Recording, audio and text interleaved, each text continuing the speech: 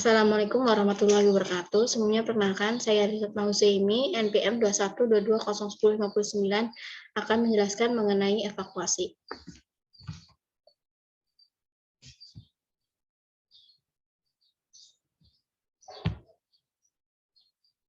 Evakuasi adalah suatu tindakan memindahkan manusia secara langsung dan cepat dari satu lokasi ke lokasi yang aman agar menjauh dari ancaman atau kejadian yang dianggap berbahaya atau berpotensi mengancam nyawa manusia atau makhluk hidup lainnya. Tujuannya yang pertama untuk mencegah bertambahnya korban jiwa dalam suatu kejadian. Yang kedua untuk menyelamatkan korban bencana atau melakukan pencarian terhadap korban. Yang ketiga untuk mengetahui jumlah korban akibat suatu bencana agar dia dapat data atau proses. Yang terakhir untuk mempertemukan korban bencana dengan keluarganya yang terpisah saat terjadinya bencana. Untuk urutan evakuasi, yang pertama ada deteksi, yaitu proses untuk menemukan dan menentukan keberadaan potensi dari suatu ancaman. Yang kedua ada keputusan, yaitu penentuan tindakan yang akan diambil setelah menemukan potensi bahaya. Yang ketiga ada alarm, yaitu sebuah pemberitahuan atau peringatan akan adanya ancaman. Yang keempat ada reaksi, adalah tindakan yang dilakukan setelah mengeluarkan sebuah keputusan dan peringatan bahaya. Yang kelima, ada pemindahan menuju area aman, yaitu proses memindahkan manusia dan benda dari area berbahaya ke dalam zona yang lebih aman. Yang terakhir, ada transportasi, yaitu proses memindahkan manusia dan benda dari suatu tempat ke tempat lain dengan menggunakan mesin.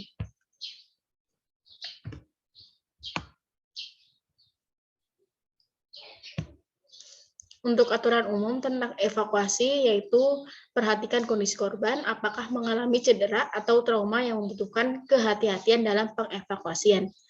Lalu, bila mungkin, terangkan kepada korban apa yang harus dilakukan agar dapat bekerja sama. Yang ketiga, jangan pindahkan korban sendiri kalau bantuan belum tersedia.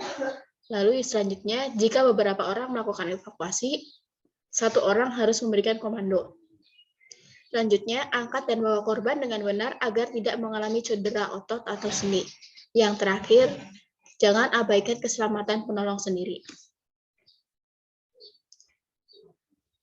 Macam-macam. Yang pertama, evakuasi berskala kecil, yaitu macam evakuasi di mana dalam evakuasi tersebut dilakukan secara darurat dan menunggu pertolongan atau penyelamatan lebih lanjut. Misalnya, jika terjadi hal-hal yang tidak diinginkan di sebuah gedung atau tempat umum lainnya, seperti terjadi kebakaran atau reruntuhan bangunan, dalam hal ini sebaiknya korban yang telah berlindung di tempat aman dalam gedung dapat memanfaatkan fasilitas alat komunikasi untuk meminta pertolongan. Yang kedua ada evakuasi berskala besar, contohnya evakuasi berskala besar ini adalah evakuasi menjelang atau dalam serangan militer di saat perang. Contoh evakuasinya yaitu yang pertama evakuasi akibat tsunami, yang kedua evakuasi akibat perang, yang ketiga evakuasi akibat banjir. Agar lebih jelasnya nanti akan saya tunjukkan video contoh evakuasi.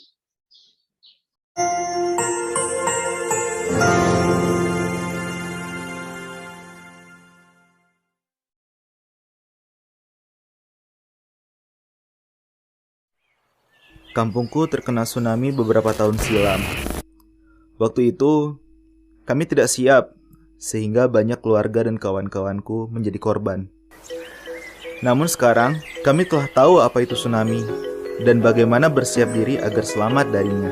Dan aku harap kalian juga mempersiapkan diri sebaik aku.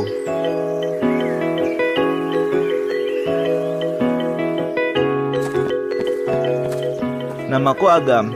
Kenapa aku bawa senter di siang hari? Nanti kau akan tahu. Untuk sementara, ayo ikut aku. Assalamualaikum, Nek. Waalaikumsalam. Itu nenekku. Ia tidur di kamar terluar agar lebih mudah saat evakuasi bencana.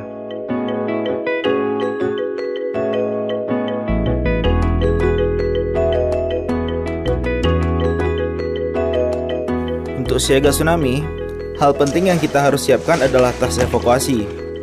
Tas evakuasi berisi perlengkapan bertahan hidup dalam kondisi darurat. Ada pakaian, makanan, minuman, kotak obat, radio, baterai cadangan, map plastik yang berisi dokumen penting, kartu identitas, buku beserta alat tulis, korek api dan lilin, lalu senter. Kawan-kawan sebaiknya tidak membawa barang berlebih dalam tas ini. Usahakan tas evakuasi siap dibawa dalam keadaan ringan.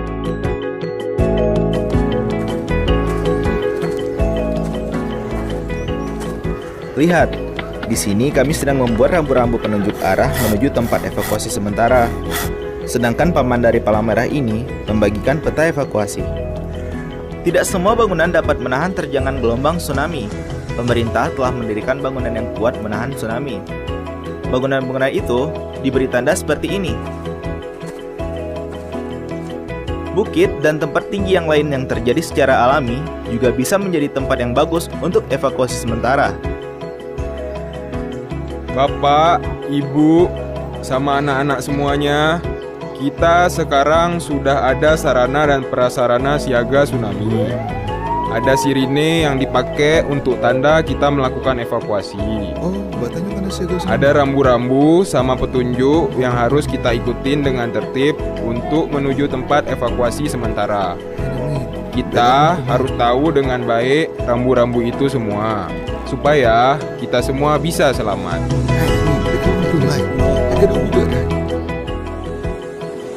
Kita harus selalu siap siaga karena tsunami dapat terjadi setiap saat tanpa kita duga.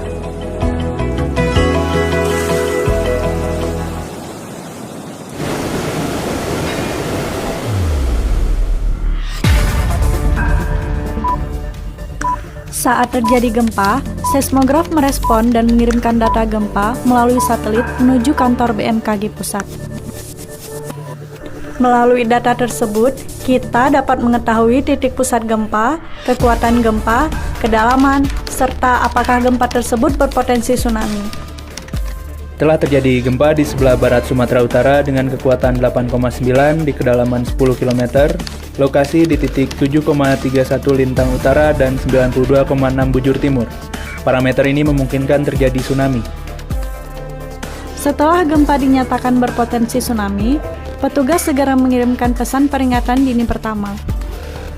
Pihak-pihak terkait menerima pesan peringatan dini pertama dan segera meresponnya, termasuk stasiun TV dan radio. Petugas BMKG menganalisa parameter gempa yang dicocokkan dengan skenario model tsunami. Melalui model ini, kita dapat mengetahui perkiraan waktu kedatangan tsunami dan tinggi gelombang. Kami sudah memiliki informasi waktu tiba dan ketinggian tsunami di beberapa wilayah terancam. Siapkan peringatan dini kedua dengan status ancaman masing-masing daerah. Baik.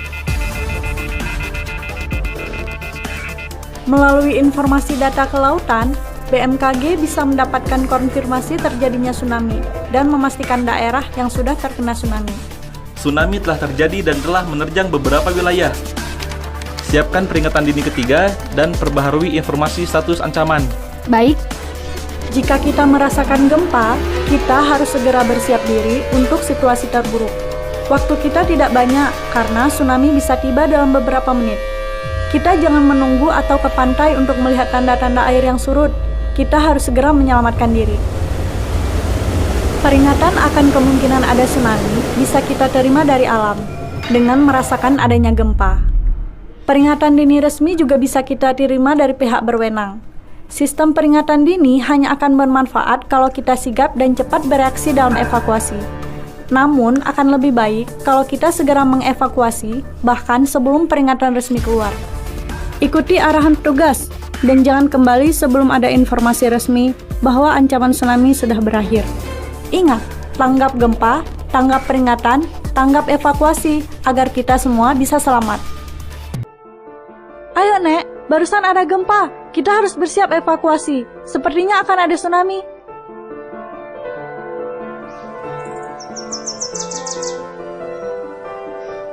Ayo, cepat sedikit. Percepat langkahnya. Jangan pakai kendaraan bermotor. Kalau kita merasakan gempa, kita harus sigap mengevakuasi diri. Karena tsunami bisa datang hanya dalam beberapa menit. Hanya menunggu ataupun mencoba melihat pantai yang surut akan membuang banyak waktu berharga untuk evakuasi dan membahayakan nyawa pula. Sebisa mungkin kita berlari bertolak menjauhi pantai. Jangan berlari sejajar atau dekat dengan sungai, karena tsunami lebih cepat menerjang lewat sungai. Hai Mutia, jangan ke sana, hai. Nah, dua-dua ane yang tinggal di rumahnya, tanya harus tak tolong. Kita nggak mungkin sempat nih kalau ke bukit. Lalu, kita kemana? Yuk lah Mutia, ikut abang. Yuk kita ke sana.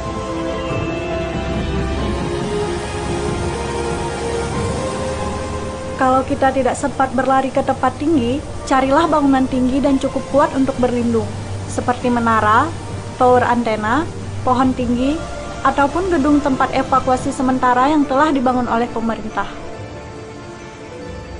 Kita harus cepat tanggap kalau ada peringatan bahaya tsunami, dan harus kerjasama juga untuk keselamatan bersama, supaya kita semua bisa selamat dari tsunami.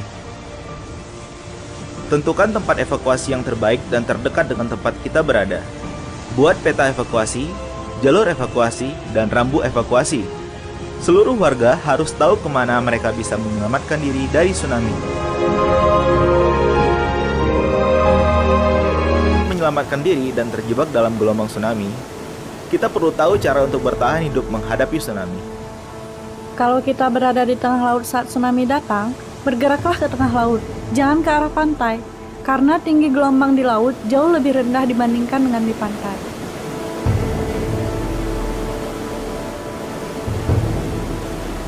Kalau kita berada di pantai saat tsunami terlihat, berlarilah menjauhi pantai. Panjat bangunan tinggi atau pohon tinggi terdekat, seperti tower air atau pohon kelapa. Begitu gelombang pertama mulai surut, tetap berada di tempat kalian. Karena tsunami selalu datang lebih dari satu gelombang, dan gelombang pertama bukan yang terbesar. Hindari berada dekat sungai dan jembatan saat tsunami menerjang, karena aliran tsunami akan lebih deras dan kuat di atas sungai. Jangan menggunakan mobil untuk evakuasi. Mobil akan sulit menembus kerumunan orang yang memadati jalan. Kalau kita terjebak gelombang tsunami di dalam mobil, akan sangat sulit membuka pintu karena tekanan air yang besar. Kalau membuka jendela, air akan masuk memenuhi mobil dan mobil akan tenggelam. Belum lagi, bahaya tuburkan benda-benda lain yang bisa menghancurkan mobil dari luar. Sebisa mungkin, tetaplah berada di atas permukaan air. Kita bisa menggunakan benda-benda mengapung sebagai pelampung darurat, seperti kasur, bantal, kayu, batang pohon, jerigen, ban bekas, dan lain sebagainya. Kita harus bisa merelakan harta benda saat evakuasi, karena tsunami datang sangat cepat. Membawa harta benda dan barang-barang berlebih akan memperlambat kesigapan evakuasi kita.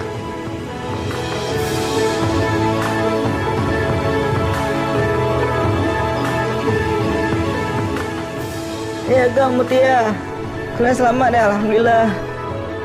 Mana tadi anak tadi yang kalian tolong tadi? Kesempatan kita untuk selamat dari bencana akan semakin besar kalau kita tahu cara bertahan hidup ketika tsunami terjadi. Ya, tentu. Ini untuk keselamatan kita bersama. Ayo kita siaga tsunami.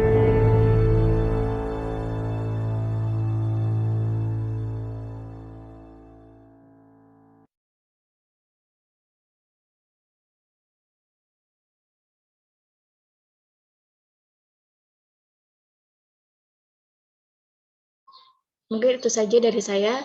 Mohon maaf bila ada kesalahan. Wassalamualaikum warahmatullahi wabarakatuh.